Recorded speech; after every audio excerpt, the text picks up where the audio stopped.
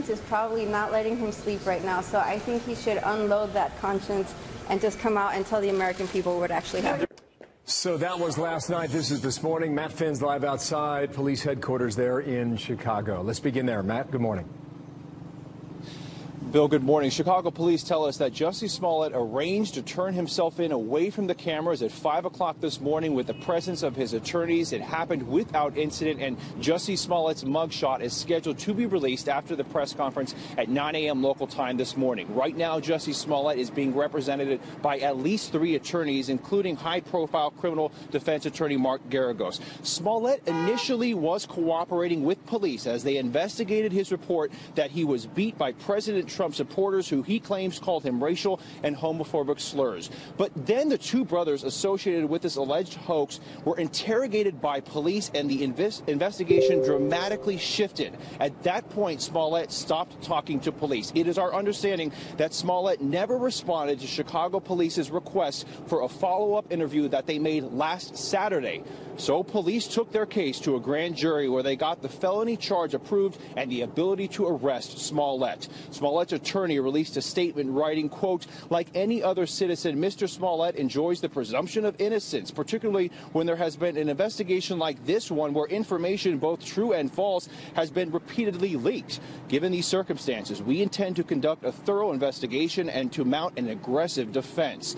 New video also shows the Osundairo brothers apparently buying supplies, including ski masks, gloves, and hats. The Osundairo brothers also testified for 2.5 hours before a grand jury yesterday. Their attorney says the brothers did get some type of payment from Smollett, but not according to the narrative the public might think. The brothers' attorney praises police's meticulous investigation and says the truth will be revealed.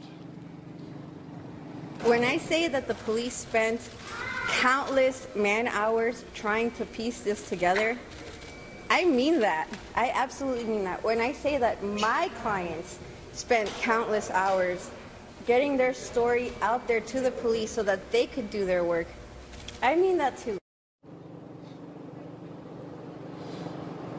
That woman, the attorney for the brothers, says she does not expect police to charge the 2 men associated with this alleged hoax. Bill, Sandra. What about the federal level, Matt? Could he also be in trouble with federal investigators here today? Yes, he could. The FBI is investigating an alleged death threat letter that Smollett received a week before this alleged hoax. And if the FBI determines he is the one who sent that threat through the mail and or lied to them, he is facing federal charges. And, you know, here at police headquarters, I can't tell you that there are police officers and detectives who are clearly upset by this entire thing. From the beginning, I was talking to Chicago police sources and people within the city of Chicago who did not want to doubt Jussie Smollett, but felt that they were being duped by this claim and that precious resources were being wasted here in this city that currently annually has a murder rate that's higher than New York and L.A. combined. So if it is determined that Jussie Smollett is found guilty of this alleged hoax, he could pay some or be required to pay some pretty serious restitution to this city. Sandra, right, Bill. Appreciate that. 1 hour from now, Chicago police, 10 o'clock Eastern, 9 o'clock there in Chicago, Matt Finn, police headquarters. Thank you, sir. 4 past the hour. Thanks to Matt there. Well, the Trump administration telling ISIS bride Hoda Muthana she cannot come home again. The president and secretary of state saying the woman and her 18-month-old son will not be allowed back into the country because she is not an American citizen, claiming her family and lawyer dispute. Kevin Corke is live at the White House this morning. Kevin, what is the White House saying about her U.S. citizenship?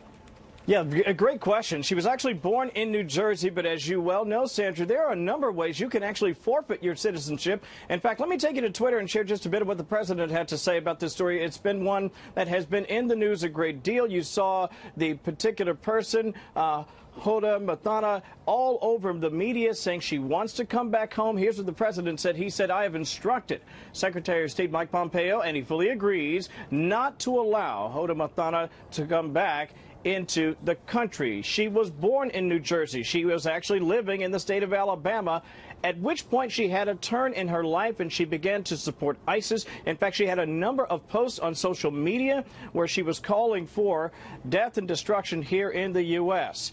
Here's what Mike Pompeo had to say about her this morning. I don't get the heartstrings deal.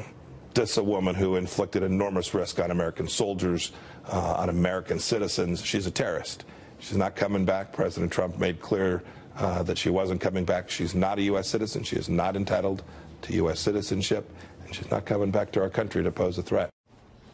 Secretary of State Mike Pompeo, by the way, her attorney, Sandra, this morning, actually yesterday, I should point out, on Twitter, showed her birth certificate and paperwork that seemed to document the fact that her father was no longer in the diplomatic corps, and thus she was an American citizen when she was born here. But as you also know, there are a number of U.S. statutes that could cause you to lose your citizenship, especially if you go abroad to fight with a foreign enemy. We will find out a lot more from the attorney representing her in just a bit. Meanwhile, Kevin, what are we hearing about the latest timeline on the possible release of the long-awaited Mueller report?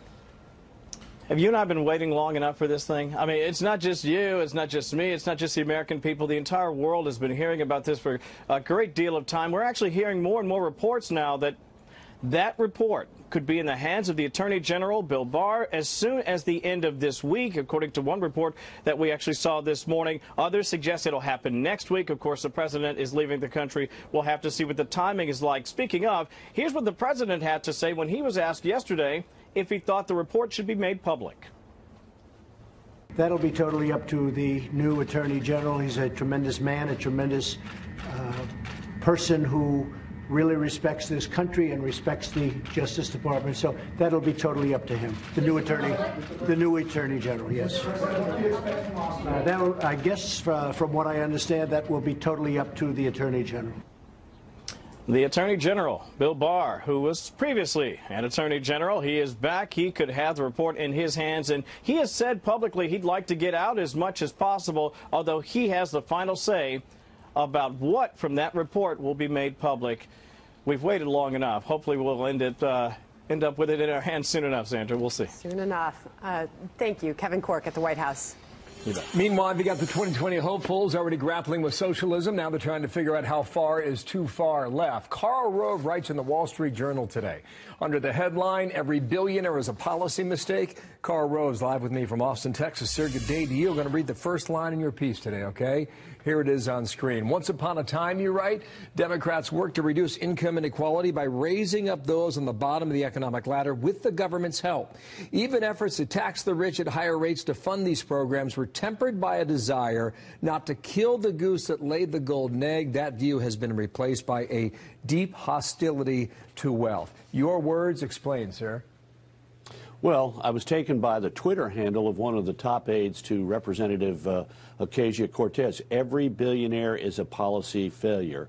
And I've also been taken by the language of other Democrats who've been following her, Representative Ocasio-Cortez. She herself said any system that allows billionaires while people have ringworm in Alabama is wrong. And Elizabeth Warren, billionaires are freeloaders. Senator Sanders now entered into the presidential contest.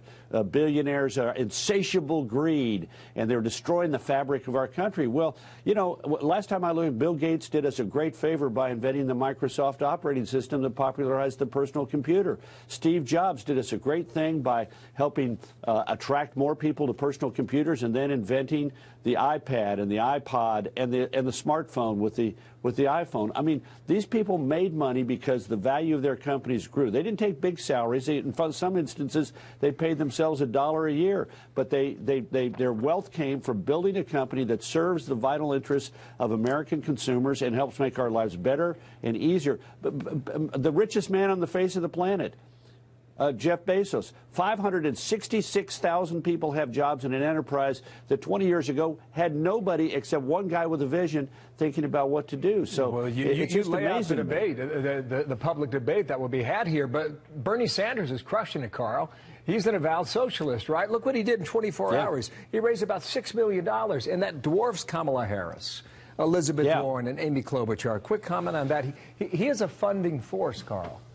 Well, he raised $230 million for his 2016 challenge to Hillary Clinton and never attended a single fundraiser. He has one of the most amazing and extraordinary fundraising donor lists in American history. In fact, Act Blue, this fundraising machine that helped so many Democrats last time around is built upon two pillars: the Howard Dean donor list from 2004 and the Bernie Sanders donor list from 2016. He's going to have a financial advantage in the 2020 presidential primaries on the Democratic side. You're right. Yes, and they've been waiting for him to come back around for a couple of years, too. Quickly, I want to squeeze this in. Andrew McCabe has done a significant tour this week. The president talked about him yesterday at the White House. Watch here. I think Andrew McCabe has made a fool out of himself over the last couple of days, and he really looks to me like sort of a poor man's J. Edgar Hoover. He's I think he's a disaster. And what he was trying to do was terrible, and he was caught. So you've seen the interviews. What did we learn this week from McCabe? Well, first of all, we didn't learn some things we should have learned. Scott Pelley blew it, I think, on Sunday night in 60 Minutes. He should have gotten into one of the most critical facts, which is why was Trump angry with Comey? And it was because Comey was telling him in private, you're not a suspect, but refusing to say that publicly. And that was one of the things that the president was most upset about. So, look, this feeds into the president's narrative that the deep state was trying to get him out. And McCabe added to that this week by talking about the attempt to remove the president on the basis of the 25th Amendment. Nice to see you, buddy. Karl Rove, they're live in Austin, Texas. Thank you so much for coming in today. In the meantime, Sandra, next Wednesday, there's a public hearing for Michael Cohen. A public hearing on a day where the president is meeting with Chairman Kim and Hanoi talking about nuclear weapons. You wonder whether or not that hearing will go as scheduled or whether or not it's delayed one more time. Right now it's Tough thing to do when you're overseas. That's right. Going to be a big day, going to be a big week next week. Meanwhile, back to one of our top stories of the morning. She joined ISIS and called for the death of America. Now a woman from Alabama says she wants to come home from Syria. What the president has to say about this ISIS bride. We will be speaking to her attorney on this program in a bit. Also, President Trump gearing up for that summit we just mentioned a moment ago, why he's not letting up on sanctions against the North. We'll talk to General Jack Keane about what we can expect from this one. Next. And also the lawyers for the Covington Catholic High School students, Nick Salmon, are speaking out, accusing the Washington Post of a modern form of McCarthyism. We'll speak to one of those attorneys. That will be coming up next. There are moved markets. In that room, you can see the Chinese delegation. This is the U.S. delegation on one side, the Chinese delegation on the other. Larry Kudlow, Steve Mnuchin, Robert Lighthizer are there trying to hash out a deal with China. As you can imagine, we will bring you any live news from this as we get it. That is a long-awaited moment. I haven't taken sanctions off. I'd love to be able to, but in order to do that, we have to do something that's meaningful on the other side. But Chairman Kim and I have a very good relationship. I wouldn't be surprised to see something work out. We'll see what the expectations games will be for next week. President Trump saying sanctions are still in place on North Korea. They could ramp it up, in fact, if they wanted to. He's confident reaching a nuclear agreement with Chairman Kim. Second summit next week in Vietnam. Jack Keane, Fox News senior strategic analyst, retired four-star general. Sir, good morning to you and welcome here. What would you consider a success next week, General? Yeah, well, clearly we've been stalemated for some time since the last summit. I think a breakthrough from the United States perspective would be that North Korea would give us a timetable to denuclearize with independent inspectors on the scene to observe that denuclearization. That would be a significant breakthrough. I suspect, Bill, we will not get that. What we may get is another dismantling of some kind of nuclear site, maybe one of their major nuclear plants where they develop this technology. And we will not get the clear path to denuclearization that the United States is demanding. Would that be a disappointment? Clearly, I think it would be. Mike Pompeo is making the rounds this morning. He was on NBC. He was also here with Maria on Fox Business and said this. You have to remember where we came into this. We came in when missiles were being tested, nuclear weapons were being tested. We haven't had tests of either of those types of systems for well over a year now. No one expects that North Korea will take this action. I think the work that we've done, the economic sanctions that have been in place, the negotiations that President Trump has led, I hope one day we all wake up and we get a moment just like the one that the world had in 1989. November of 1989 when the Berlin Wall came down. If you do not get what you're describing, General, which you don't anticipate, as you just stated, you could ramp up the sanctions.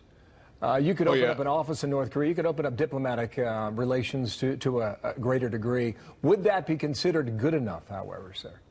Well, I think I'm going to take the president. Remember what he's been saying recently is I'm in no rush. Now, most people are looking at that as some kind of a concession on his part. I look at it as that I'm going to stick with these sanctions for as long as it takes and continue to squeeze North Korea, that I'm not going to back off on economic sanctions. After all, Bill, that is what brought North Korea to the table. And Secretary Pompeo is right. I mean, clearly they've made progress and there's been no nuclear testing or ballistic missile testing for 15 months. But that is not the ultimate objective. The ultimate objective is disarm nuclear weapons and disarm ballistic missiles. Okay. Sir, I want to squeeze in a question here about the Middle East. There's a group known as IP3. What they're trying to do is get the U.S. government to oversee our U.S. contractors to establish nuclear power in the Middle East. Why is that so important from your view, sir? Well, frankly, the Arab states have legitimate needs for nuclear power because as they become more industrialized, more and more of their oil is being used for domestic purposes as opposed to export revenue. So that's number one. Number two is IP3, a company that I'm associated with, has concerns because if you're going to build 30 or 40 nuclear power plants, Bill, in the most dangerous and volatile neighborhood in the world, you really have to stitch together a security plan to deal with that, both integrated and comprehensive. And what we're talking about is overhead satellites, drones, sophisticated cyber defense, outside the wire, best-in-class security, and the United States imposed safety and security standards inside the nuclear power plant. The United States is the only country that, if it passes nuclear technology in terms of building power plants for that country, that will insist on a 1, 2, 3 agreement, which means this, that country cannot weaponize that nuclear energy power. And there is no other country that would impose that on a foreign country who wants to build nuclear power. So that is why we want we want the United States in here. We don't want Russia and China running the table on nuclear power in the Middle East. It's a big topic, one we'll continue to discuss down the road. Thank you, General. Jack Keane there in Washington. Thank you, sir. Yeah, good talking to you, Bill. Two big stories breaking at this hour. A disturbing discovery at the home of a Coast Guard officer. Prosecutors now calling him a domestic terrorist. Details on that straight ahead. That'll tell us what the evidence was, what the investigation revealed, why they brought these charges forward. We're also seeing a parallel investigation by federal authorities. If he truly was in charge of sending that white powder letter to himself, that's a serious issue that he's going to have to deal with in possibly the federal courts as well. We're waiting on police at the top of the hour. They're going to give us an update on this case. The charge that we're looking at in this case, Daniel, can you shed some light on that? Disorderly conduct. It's a Class 4 felony. The lowest felony classification carries the potential sentence of 1 to 3 years in prison. What more can you tell us about that? Anyone who makes a false report to police can be charged with a crime.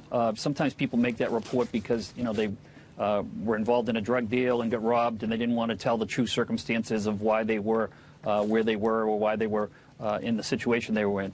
This was a completely made-up event, it seems. That's what the evidence seems to prove.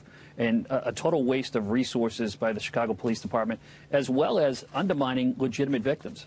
You know, I'm afraid this could have a chilling effect on real victims who would maybe not want to come forward for fear that they might not be believed due to, you know, this credibility being taken away from this event. So I think we had 20 homicides in January in Chicago, and certainly the Chicago police could have been spending time trying to find those people responsible and not wasting resources in this investigation. However, to their credit, I think Mr. Smet might have thought that he could make this report and the police wouldn't take it seriously and wouldn't do an investigation. These detectives did exactly what they needed to do. They went and followed the truth, followed the evidence, and found out that this, in fact, seems to be an elaborate hoax.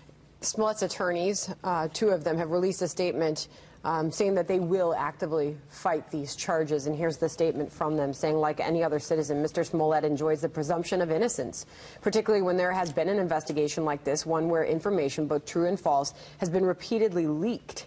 Given these circumstances, we intend to conduct a thorough investigation and to mount an aggressive defense. What did you think or take away from that statement? His attorneys are doing what they should be doing. I know Chicago police wanted to have a conversation with him when it looked like he was a suspect in the case. They rightfully so didn't allow that conversation to occur where he could have incriminated himself. The police will have to put together evidence that goes with their version of events. There is going to potentially be a treasure trove. Those letters. There are handwriting experts that can look at that and determine who wrote it. We can analyze the ink. The Postal Service is very good at analyzing products that come into their system, finding video of people dropping them off. All of the physical evidence, if they've got videotape of the brothers purchasing the rope and the bleach, the rope, actually, the ends of the rope can be matched together from where it was taken and cut, and they can put a bunch of physical evidence to prove this case if it's out there. His attorney should fight that and give him the best defense possible, and he is, as they are true, it's true, he's innocent until proven guilty, but it looks like Chicago police have got probable cause and enough that they've convinced the prosecutor to bring a criminal charge against him, and he will be arraigned on that soon. You mentioned the immense amount of resources and money and staff that poured into this investigation, almost a months-long investigation. Could he be charged restitution to the state? I mean, you're looking at potentially tens of thousands of dollars in resources that were thrown at this investigation. I would encourage the superintendent and his legal team to do just that, to make a request that any disposition in this case involves repaying the citizens of Chicago for resources that might have been wasted. That's if he is determined to be guilty. But I certainly would like to see the judge, if they find that he did this, hold him accountable both criminally and civilly. Got it. And as we know, he conducted interviews during the course of that investigation. He made very emotional statements. Final thought here, Daniel, could those be used against him in this? Absolutely. Anything he said in public can be used against him. You know, if it was a statement that he gave to police freely and voluntarily, that can be used against him. Got it. So we've got to wait and see. All right. We got to wait and see. Top of the hour, we will get an update. Daniel Lynskey, thank you. In the meantime, there's a new billboard just off Times Square slamming Alexandria Ocasio-Cortez. Here it is. She's taken a lot of heat for cheering the decision of Amazon not to build a headquarters here in New York. And stand trial, saying she is not an American citizen. She is a terrorist. The 24-year-old Alabama woman went to Syria 4 years ago, marrying 3 ISIS fighters and calling for death to Americans on Twitter.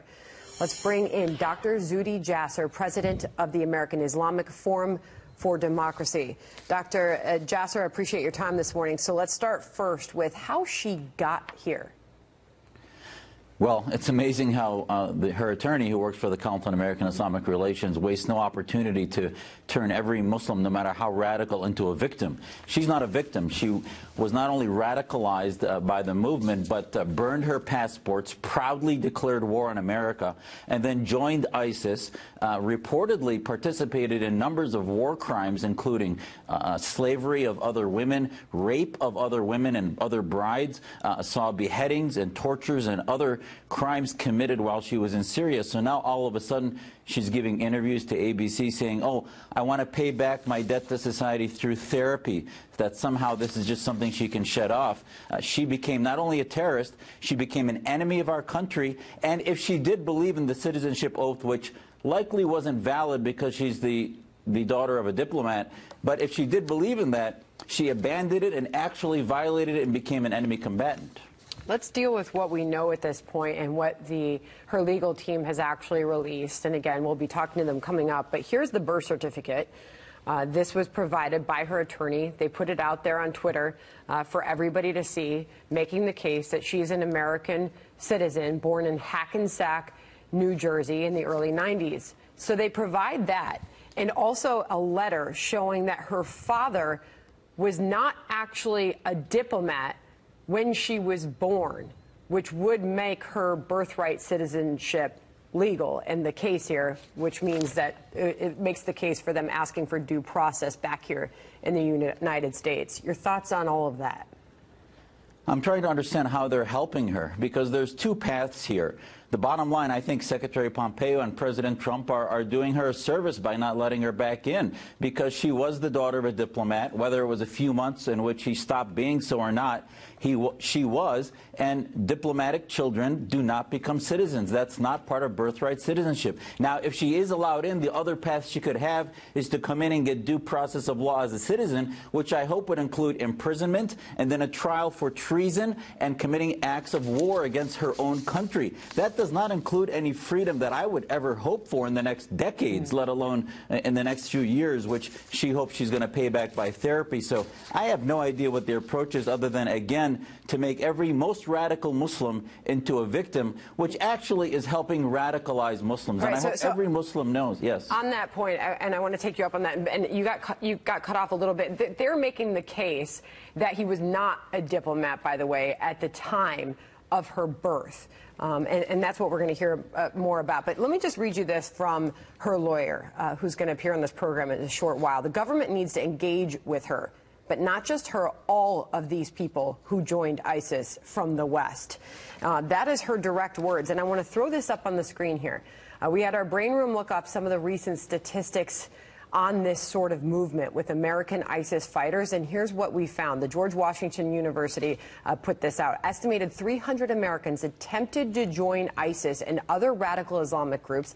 64 American jihadist travelers to Iraq and Syria from the dates 2011 to 2018. Dr. Jasser, 12 of those Americans have returned home. What should we make of that? It's amazing to me. I mean, he's saying the government needs to engage with them. No. We need to reject Islamists. We need to reject jihadists and people who trample on our Constitution, trample on our citizenship oath. So, no, there are millions of American Muslims and people who want to come back that are true humanitarian victims of the Syrian conflict. And by the way, her attorney is from the same town in Aleppo that my family's from, that is suffering from a revolution and radicalization of not only ISIS, but the Syrian government and other radicals that her attorney, by the way, apologized for Hamas, Hezbollah, and other groups. So it's always America's fault, and yet they don't have the strength of character to stand against terrorists like this and say, you know what, there are millions of other humanitarian cases that we should take up and pay attention to, and ignore the militants that should actually, if the message is going to be one of American strength, they should get the message that jihadists have no space here and they need to be rejected legally with the full brunt of our law. Dr. Zuhdi Jasser, we appreciate you coming on. We're going to learn a whole lot more here shortly. Thank you. We're going to get the family side of all this. Our headliner this morning will be her attorney, Hassan Shibli. He will join us at 10:30, just a short time from now. Looking forward to talking to him. In the meantime, did you see this last night? Duke, Carolina. Unbelievable moment. Duke Zion Williamson. Watch him 36 seconds into the game. Maybe the best player in the country. Watch his left foot. It comes out of his shoe. Split his sneaker like a banana. It was a Nike, size 15. He left the game, did not come back. We're told he's got a mild knee sprain in his right knee, so it's the opposite leg. North Carolina played a great game. They won at 88-72. Awesome rivalry. Fantastic player right there. Hope for the best on that. Well, I'm awake How now. about that? Man, did you go to sleep last night? Because that went pretty late. Oh, he is so 6'7", 245, 18 years old. Really a star player. All right, what a game. Best to him. Yeah. Now to this, a former top attorney at the FBI saying it dropped the ball on the Clinton email investigation. Why he claims the former Secretary of State should have been prosecuted. Trey Gowdy will join. Good morning to you. I saw a comment that said it's not about the money, although it's a lot of money, $250 million. It's about the message. What is the message here, Todd? Well, the message is very important, Don, and that is that we cannot tolerate a media establishment that goes after minors, 16-year-old boys, and completely destroys their reputation and then says that's okay and moves on to the next story. It's totally unacceptable. Okay, now, the Post has vast financial resources. And I mentioned the sum you're looking for, right? $50 million compensatory, $200 million punitive. Is it about the money and not the message? Well, the money is certainly the message, and so those are intertwined very carefully. And in this circumstance, we have a new, type of damages, and those are perpetual reputational damages. Other commentators have sought to say that our damages are too high, but when you think about that those damages never go away and live on the internet forever, I think they're appropriate in this circumstance. Here's what the Washington Post says. Statement, we're reviewing a copy of the lawsuit. It's only one line, and we plan to mount a vigorous defense. Don't you have to prove malice? And if so, how do you do that, Todd?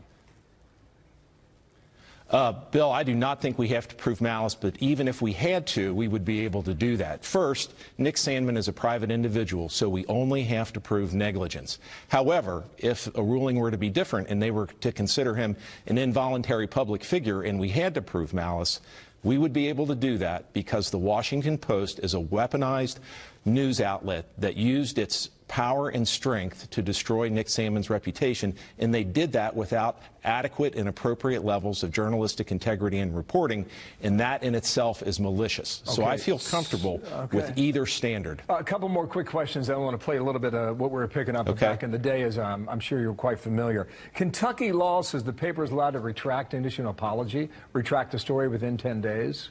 If that is the case, does that make your lawsuit moot? Well, I don't think that the Washington Post can ever adequately retract because of this concept of perpetual reputational damages. They can try, and they do have 10 days to do that. But ultimately, the jury will decide whether the retraction is adequate. So they have a mountain of retraction to try to put forth so it's a degree to do it or effectively. It's a measure of the retraction. That's what I'm hearing from you. Is that right? That's right. If you destroy somebody's reputation on the front page, you can't go to the B section and put it on the back page and say we're sorry. Okay, so the Archdiocese apologized. Does that make do you drop the case against them or not?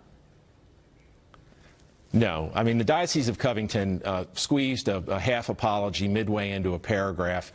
That apology is not at all related or similar in size to the damage that their statement did.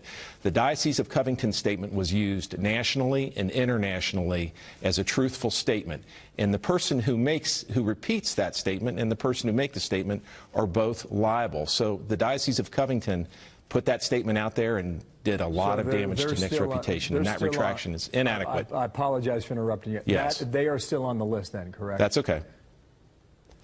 Absolutely. Okay. There is a list, I think, of 51 different media entities and individuals. There's just a sample of what was going down in mid-January around this case. Watch here.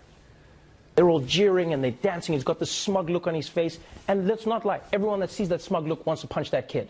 That young man there does not look like someone who is appreciative and considerate of this culture and this chant going on. I blame that kid. What a little... Okay, none of it is great in reflection here. Is Trevor Noah on your list? Is CNN on your list? Is Bill Maher on your list, sir? Well, certainly CNN and Bill Maher did things that we consider to have crossed the line. We think that the statements they made are defamatory. They're not humorous. And so certainly Bill Maher is somebody that we're looking at very carefully, and HBO for allowing him to make those defamatory statements. Okay, but CNN also... Not Trevor Noah, correct? I want to be clear on this. I am honestly not familiar enough with what Trevor Noah said. The one who said, punch that kid? No, that person is most definitely on the list. Okay, so who is next then? If the Washington Post was lined up first, sir, who do you go after next? We have not decided whom we will sue next. However, we're discussing that, and these lawsuits will continue to roll out over the next 30 to 60 days. Todd McMurtry, thank you, sir, for your time out of Cincinnati, Ohio, just across the river there from Covington, Kentucky. And the house that he turned himself in earlier, due in court today at 2:30 Eastern, 1:30 local, charged with making false statements to police. So more details expected in this news conference. That will begin any moment now live in Chicago. Complete coverage this hour now. Daniel Linsky, former Boston superintendent in charge of police. Judge Anna Napolitano here in New York. And Matt Finn begins our coverage this hour live in Chicago. Matt, let's start with you outside police headquarters there. Good morning. Good morning, Bill. Police tell us that Jussie Smollett arranged to turn himself in at 5 o'clock local this morning with the presence of his attorneys away from cameras. We're told it happened without incident, and we expect to see Jussie Smollett's mugshot for the first time during this press conference set to begin at any moment. Police tell us that right now Jussie Smollett is represented by at least 3 attorneys, including high-profile criminal defense attorney Mark Geragos. Police say throughout the beginning of their investigation, Smollett initially cooperated, but then these these two brothers gave some type of testimony that dramatically altered the course of their investigation. Last Saturday, the police superintendent submitted a request for a follow-up interview with Jussie Smollett. Our understanding is that he never responded to that follow-up interview request, so police took their case to a grand jury here in Chicago where they got the charge approved and the ability to arrest Jussie Smollett. He turned himself in this morning, and in any moment we expect to hear from Chicago's police superintendent. We expect to get more details about their investigation and Jussie Smollett's arrest. Bill. Matt Finn will be back with you in a moment there in Chicago. Thank you, sir. Thank you to Matt. For more on all this, let's bring in Judge Andrew Napolitano, Fox News senior judicial analyst. Good morning to you, Judge. Good morning. What strikes you this morning as we learned he turned himself in, and now we are about to get an update from the police? A couple of observations. I'm wondering if he really did this, and the evidence points that way, what he told his lawyers, because his lawyers put on the public face of he didn't do it, and the truth is going to come out. If he had been truthful to his lawyers, they had an opportunity to negotiate a deal for him, in my view, a small window of time about 6 or 7 days ago, during which they could have negotiated, I think, some sort of a guilty plea without incarceration. But now it's gone too far. His persistence in lies, it appears, restated by the lawyers, digging their heels in, causing the Chicago police, you'll probably hear soon how much money they spent on this, spent a fortune in person power and in resources, have closed the window during which he can make a deal. The other interesting issue is there's another prosecution here that may happen. The federal government. If he mailed that threatening letter to himself by using the post office, he engaged in postal fraud. That's 5 to 10 years in jail. That's 3 times what he's facing for filing a false report with the Chicago That's the more serious matter here to address that. Yes, if the feds want to go there. So we'll hear from police in a moment. What happens this afternoon? Well, this afternoon, I think he will plead not guilty and be released either on his own recognizance or with a very small bail. I don't think he's a threat to society. As far as I know, he doesn't have any prior record. They may ask him to surrender his passport just to be sure that he can't leave the country. So this afternoon is a plea, and it is posting bond. Correct. If there is bond, I mean, it could be a simple signature, a simple promise to return. Since it's a public person, it's hard for him to go anywhere without anybody knowing. We do know that he did speak to police several times leading up to this. Most recently, his invites, he didn't show. We know that. But he did speak to police. He also spoke in several interviews. He maintained his story throughout. Can those words be used against him? Yes, Sandra. This is a very, very important question you have just asked. Each time he lied is a separate and distinct offense if the prosecutors want to frame it that way. Filing the false report is an offense. Lying to them to back it up, first time he met with them, is a second offense. Lying to them to back it up the second time he met with them. So sometimes they merge those into one charge, but if they really want to get aggressive with him, they will file and get the grand jury to approve several charges against him, which expands his exposure in jail and gives the police more negotiating latitude with his lawyers. I'm going to get to Daniel Lynskey in a moment here, but just characterize this for us, Judge. When you think about the national attention a story like this brought to the case, when you think about the charge of racism that involved all the politics that was thrown into it, does the judge weigh those factors?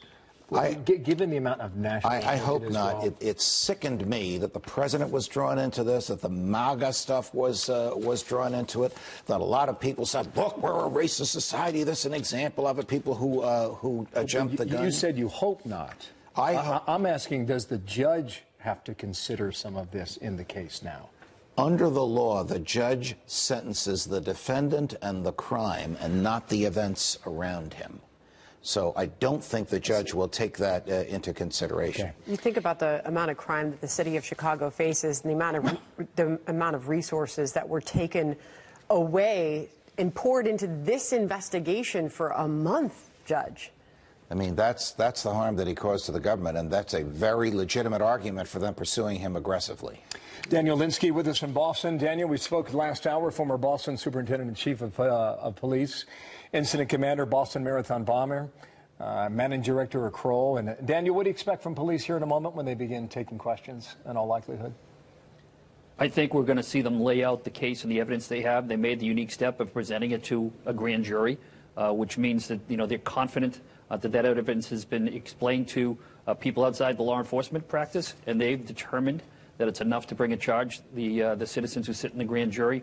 I think they will lay out the evidence, and we'll probably see the defense continue on where they're going to try and attack the credibility of the witnesses who've come forward and given statements contrary to Mr. Smollett's statement.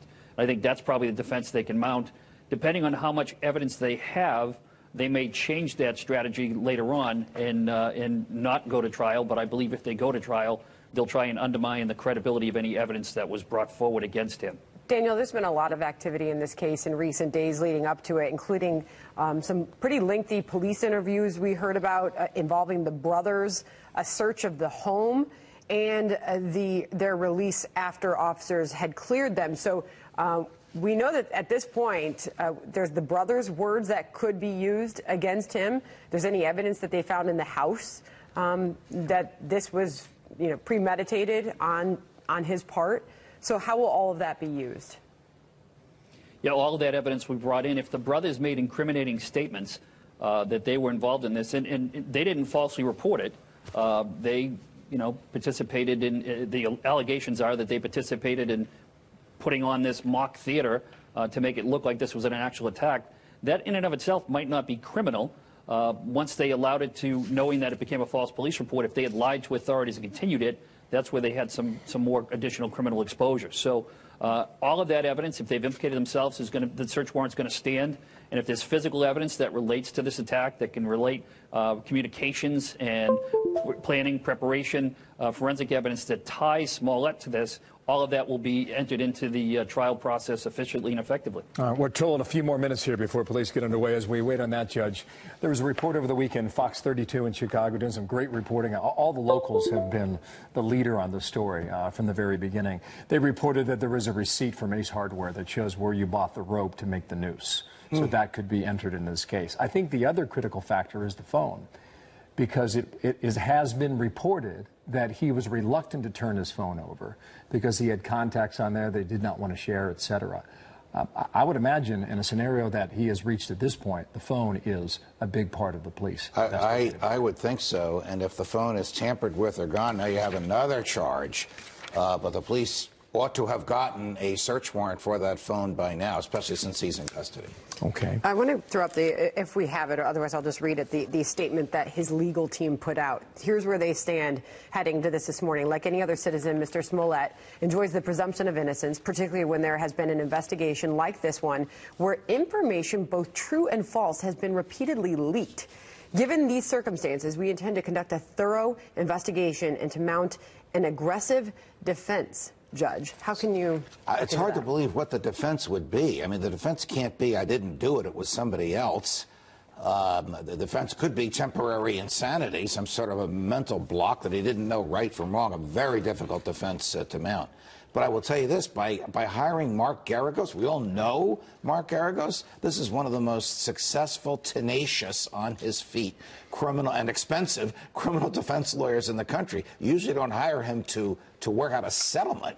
You hire him to persuade a jury that you didn't do anything criminal. So we're going to wait and see on that one. Okay, Daniel Lynskey, as you watch from Boston now, what do you think is important here in a moment with regard to evidence and the developments that we have watched now from overnight and into the morning?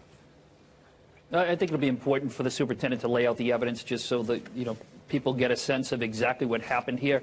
I also think it's important for the superintendent to communicate to victims who might be reluctant to come forward, people who might not be sharing their sexuality with their family members and are victims of assaults like this, who might not want to come forward and make reports, that we encourage legitimate victims to still continue to report to law enforcement so that we can hold people accountable when these things are real. The real big challenge here is the undermining that this event did to legitimate victims in our country. Very important point to make there. As we await this news conference, should be starting any moment now. Here is the official mugshot. On your screen there, the police department in Chicago have just released that. Jussie Smollett, his mugshot, he surrendered around the 6:30 a.m. Eastern time this morning, Chicago time 5:30 this morning. There it is, Judge. And as we await this news conference, the charge of disorderly conduct Class 4 felony, lowest felony classification. What more can you tell us about what he's facing here? Well, I don't know if he has any prior convictions. I'm going to guess he doesn't, because if he did, I think we would know about it by now. Our colleagues in the press would have revealed that. So a first-time offender facing a low-level, what is called in Illinois Class 4 felony, the terminology is different in different states, ordinarily would not be a candidate for incarceration. All right, we just got a heads up that the police have entered the room. There you see them. Chicago, Illinois. The Chicago Police Department will start their news conference here any moment now on Jussie Smollett. He surrendered at 6:30 a.m. Eastern Time this morning. We now await an update from the police. There was some reporting. Good morning, everyone. He does have a criminal record. Before I get started, so we'll go into that next here. On why we're here. You know, as I look out into the crowd, I just wish that the families of gun violence in this city got this much attention, because that's who really deserves the amount of attention that we're giving to this particular incident. So this morning, I come to you not only as the superintendent of the Chicago Police Department, but also as a black man who spent his entire life living in the city of Chicago. I know the racial divide that exists here. I know how hard it's been for our city and our nation to come together. And I also know the disparities, and I know the history.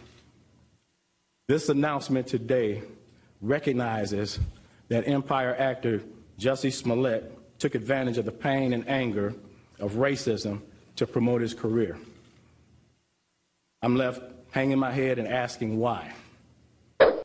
Why would anyone, especially an African-American man, use the symbolism of a noose to make false accusations? How could someone look at the hatred and suffering associated with that symbol and see an opportunity to manipulate that symbol to further his own public profile? How can an individual who's been embraced by the city of Chicago turn around and slap everyone in this city in the face by making these false claims? Bogus police reports cause real harm. They do harm to every legitimate victim who's in need of support by police and investigators, as well as the citizens of this city. Chicago hosts one of the largest pride parades in the world, and we're proud of that as a police department and also as a city. We do not, nor will we ever tolerate hate in our city, whether that hate is based on an individual's sexual orientation, race, or anything else. So I'm offended by what's happened, and I'm also angry. I love the city of Chicago and the Chicago Police Department, warts and all. But this publicity stunt was a scar that Chicago didn't earn and certainly didn't deserve. To make things worse, the accusations within this phony attack received national attention for weeks. Celebrities, news commentators, and even presidential candidates weighed in on something that was choreographed by an actor. First, Smollett attempted to gain attention by sending a false letter that relied on racial, homophobic, and political language. When that didn't work, Smollett paid $3,500 to stage this attack and drag Chicago's reputation through the mud in the process. And why? This stunt was orchestrated by Smollett because he was dissatisfied with his salary. So he concocted a story about being attacked. Now, our city has problems. We know that. We have problems that have affected people from all walks of life, and we know that. But to put the national spotlight on Chicago for something that is both egregious and untrue is simply shameful. I'm also concerned about what this means moving forward for hate crimes. Now, of course, the Chicago Police Department will continue to investigate all reports of these types of incidents with the same amount of vigor that we did with this one. But my concern is that hate crimes will now publicly be met with a level of skepticism that previously didn't happen. That said, Smollett was treated as a victim throughout this investigation until we received evidence that led detectives in another direction. I couldn't be more proud of the unrelenting detective work that went into this investigation, and I couldn't be more proud of every investigator that played a part in it. The detective work that we saw in this case is indicative of the work that our detectives do every day in this city. This case in particular involved hours of video evidence, which when combined with old-fashioned police work, uncovered the truth. These detectives deserve all the credit in the world for carefully analyzing the leads and the evidence for weeks before coming to their conclusion. I'd also like to thank the FBI for their help in this investigation. The FBI's partnership with CPD has been pivotal in this particular case.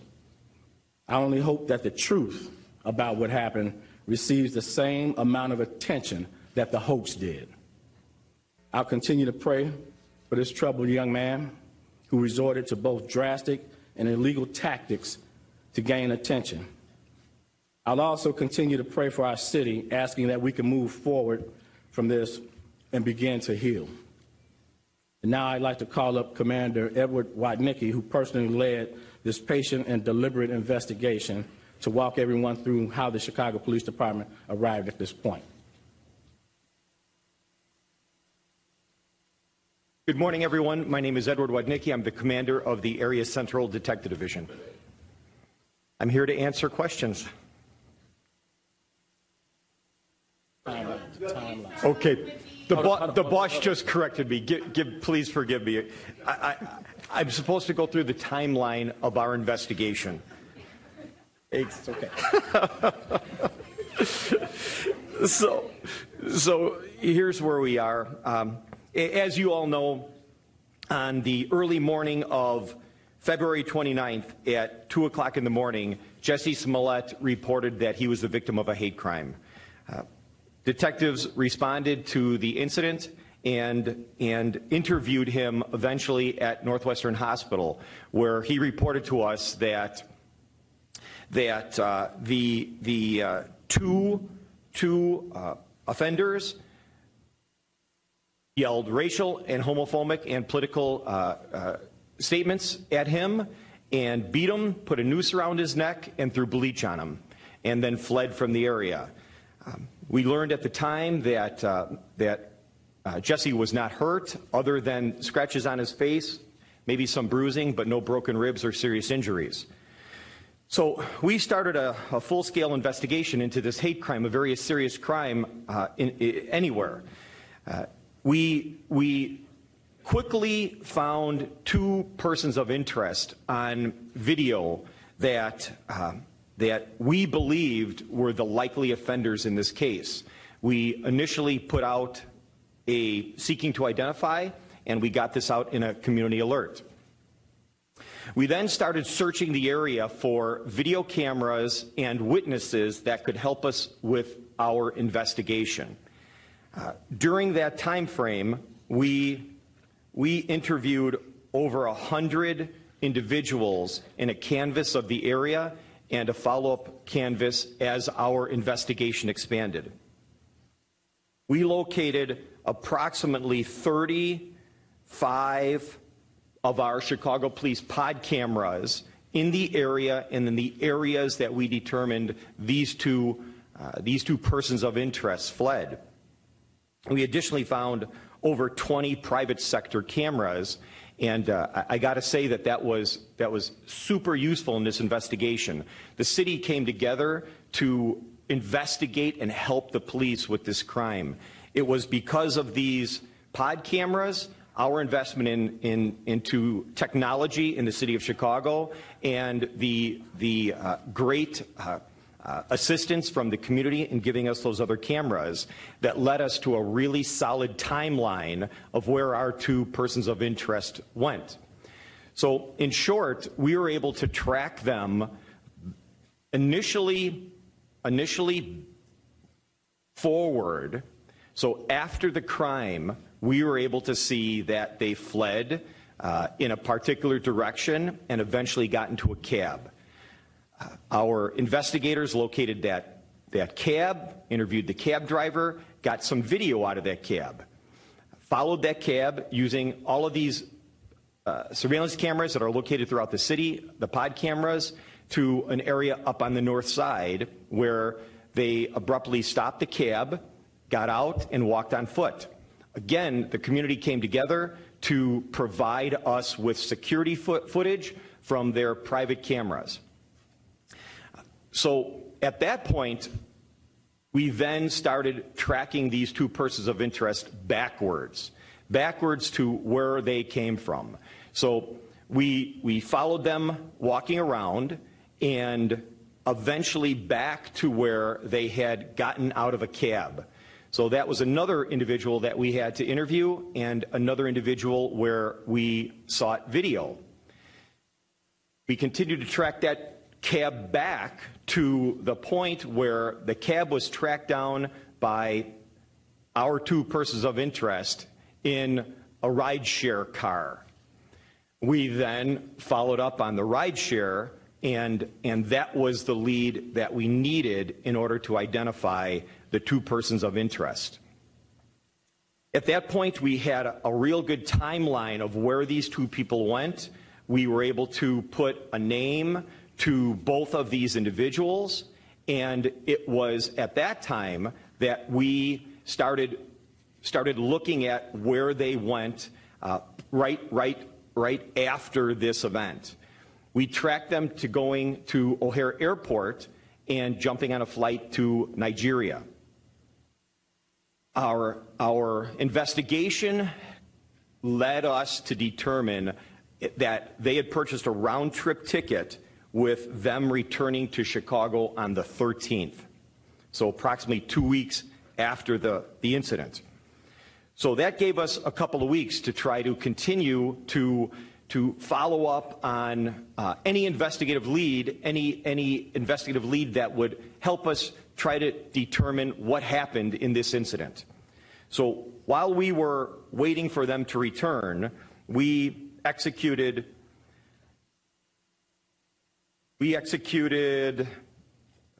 over 50 search warrants and subpoenas, working with our partners in the state's attorney's office, phone records, social media records, and records on individuals to help us illuminate the likely facts that occurred in this event. So moving forward to the 13th, we had a team in place working with the FBI, Customs, and our partners out at the airport. Airport police helped us tremendously, and we were able to locate and identify these two individuals, these two persons of interest, when they entered back into the country at Customs. We took them into custody. We read them their rights, and they both initially asked for an attorney. They were brought to Area Central Detective Headquarters so that we could process them, and it was at that time that their attorney showed up. I think you've all seen her on the news the last couple of days. She came to us, and after speaking with these two people of interest, she said that something smelled fishy. She did not think that they were the offenders as were reported. She worked with us very, very closely to get to the point where she came to me and said, "You really need to talk to these guys. I'm going to allow them to give you a video interview with us present, and we're going to have you hear their story. They are not offenders, they're victims." It was at that time that this investigation started to spin in a completely new direction. You've heard some of the statements that their lawyer, Ms. Schmidt, has made, and it was at that time that we took the information that these two individuals provided to us, and we substantiated the timeline and the details that they gave to us in this interview. We were able to substantiate those things.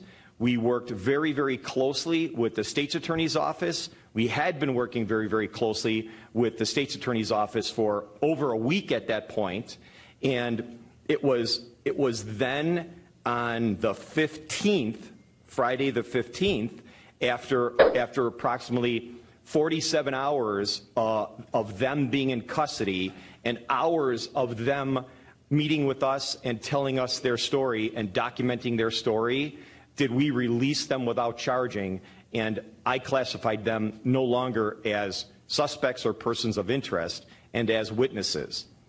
So as is typical with any investigation, one would typically lock these witnesses into a grand jury statement. Monday was a holiday, the 18th.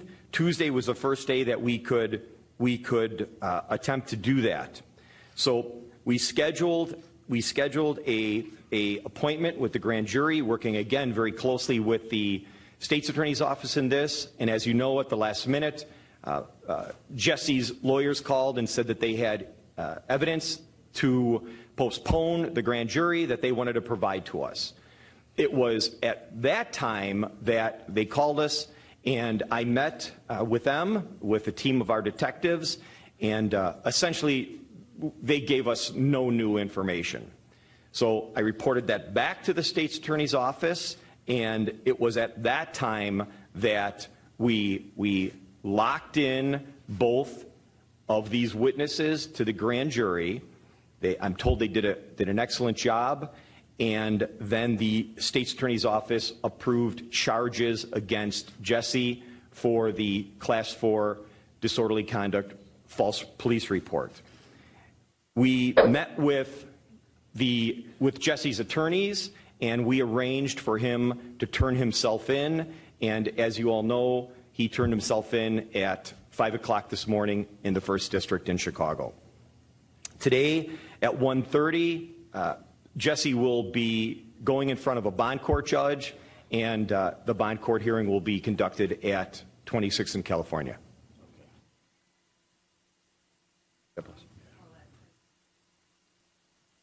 Say again? Turned himself in this morning. Well, it was uneventful. He showed up, of course, with his attorneys and a few other individuals, but it went smooth.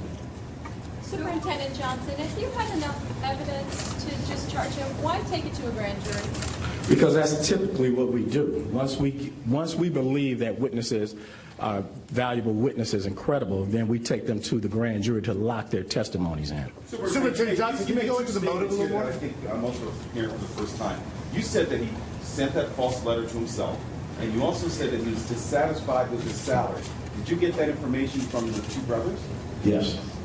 Who were the subpoenas and search warrants issued against? Well, a number of individuals. You know, we serve subpoenas and warrants, of course, on Mr. Smollett, his manager for phone records, the two people of interest that we had. And so we still have quite a few search warrants and subpoenas out there that we're waiting. Superintendent, you talked about the detectives and the amount of resources that went into this case. Can you quantify how many man hours went into this, how many detectives worked in this case, and also can you confirm that detectives working the case from the February 7th shooting that one pulled from that case? We didn't pull resources from any shootings or homicide investigations. The detectives that you see behind me basically work on different teams, which include property crimes and things of that nature. We don't have exact numbers yet, but let me just tell you all this. Anytime a hate crime is reported in the city of Chicago, it gets the same attention. This didn't get any special attention. You all gave this more attention specifically than we do. We give every hate crime in this city the same amount of vigor because there's no place for hatred in this city. And as I said in the very beginning, you know, I've lived in the city of Chicago my entire life. We just don't have any room for hatred in this city. And for somebody to use it for personal gain, it's shameful, because what that does is take away the resources that we could be putting into other crimes. Do you think the brothers should be implicated vis-a-vis the letter? Say again? Would the brothers be implicated for sending the letter in any sense? If the feds decide to look into that, would you have anything to say to the feds about the cooperation and whether or not you want to pursue charges? That's the FBI's investigation, so CPD doesn't comment on it. Superintendent, the president of Gloria Schmidt told the media after the grand jury was finished that the current narrative that's out there about how much Jesse allegedly paid the brothers was incorrect. Can the police speak to what evidence they may have that, you know, Jussie orchestrated this attack, asked the brothers to carry out this attack, and was there any evidence of money payments to the brothers? Yeah, we have evidence. We have the check that he used to pay them. So the $3,500 was for the two of them in total, and then $500 upon return. So was there like quote, an attack on the street, or did it take place somewhere else? How did that work? No, it took place right there. So, of course, it was staged. The brothers had on gloves during the staged attack where they punched him a little bit. But as far as we can tell, the scratches and bruising that you saw on his face was most likely self-inflicted. So when you learned about the motive of this, how did you react when you learned about the motive of this? How did that teach you and all the detectives when you finally figured out what the motive was? So let me reiterate again. You know, you all heard me say consistently that we were treating Mr. Smollett like a victim, and we did. We might have had some peculiarities with the case, as we do with most cases. So it wasn't until the 47th hour of their 48-hour hold time that we could legally hold them in custody that it took a change. So we gave him the benefit of the doubt up until that 47th hour. But when we discovered the actual motive, quite frankly, it pissed everybody off, you know, because we have to invest valuable resources. A lot of what I want you all to really understand is when you all put things out there into the universe that's not actual facts, then it causes us to have to chase all that stuff down. Those are resources and time spent that we'll never get back, that we could utilize for another investigation. And let me be clear about something. The shootings and homicides in this city were not impacted at all by this particular investigation. And again, we give the same amount of resources to every hate crime that's reported in this city. Was the attack purposely done out of camera? Did they know where the cameras were? I think that they knew where that one camera was, but unfortunately it didn't capture the event. So I believe that Mr. Smollett wanted it on camera, but unfortunately that particular camera wasn't pointed in that direction. You said that search warrants were executed on Mr. Smollett's manager. Is the Chicago Police Department looking at Mr. Smollett's manager? No, not at this time. Mr. Smollett said that he was on the phone with his manager at the time. Was the manager, Greg Moore, involved with this? Did he know it was a ruse? He was on the phone, but whether or not he knew it was a ruse, we can't speak to right now. Are you interviewing him? At some point, we'll talk to him. At one point, when this case started getting pretty thick, people started pointing things like the police department. How did you take that when you saw people starting talking negatively about the issues that were going on in the city? It was upsetting, you know, and I want you all to realize this. So we've been working on this investigation for about 3 weeks. We've solved several shootings and homicides in that period of time. So we don't take away resources from violent crimes of that nature just because this person is a celebrity. Again, you all gave this a lot more attention than it probably deserves. So when you get the opportunity, the shooting victims and families in this city that are victims of those crimes, give them the same amount of attention. This shouldn't have garnered the attention that it did, but it did because of his celebrity status. From the outside looking in, allegedly practiced the hate crime before it actually happened. So if that was the case, why are they not being charged, or in that situation, should they be charged? How are you guys figuring that out? So Mr. Smollett is the one that orchestrated this crime. They became cooperating witnesses in the 47th hour of their 48-hour hold time. So now they are witnesses to what he did. So he has to be accountable for what he did. He orchestrated this. Does being accountable mean he should have to pay all the money back that was invested in this massive investigation? Well, I think that's a subject for another day. But of course, it's because of what he did that we had to invest all these resources. Did Mr. Smollett make any statements while in custody? Is he still maintaining his incident and his innocence? He hasn't made any statements at this time. Do you have text messages? No. Do you have text messages between... Fox's decision to recuse herself of that speed in solving this case and bringing charges? No. Kim Foxx and I, you know, look, I'm the police superintendent. She's Cook County State's attorney. So we talk almost every day about different cases. So the fact that she recused herself didn't impact the case at all. Did she drag her feet in any way? Say again? Did she drag her feet on this in any way? Listen, we have a great relationship with our federal partners, and we certainly need to have a good relationship with our state's attorney's office, which we did. So, again, you all have to remember that the erroneous rumors and innuendo that was put out there in the beginning was just that. This investigation didn't turn in the direction of Mr. Smollett being a defendant until the 47th hour that we had those two individuals in custody. So one more hour, we would have had to let them go. We may not be here today. So the state's attorney didn't drag anything. We needed to put the case together. These things take time. This isn't TV. Okay? This is real life. So it takes time. Do you text guys? Superintendent, there were a lot of leaks in this case. Was that intentional at all? Well, who's to say the leaks came from us?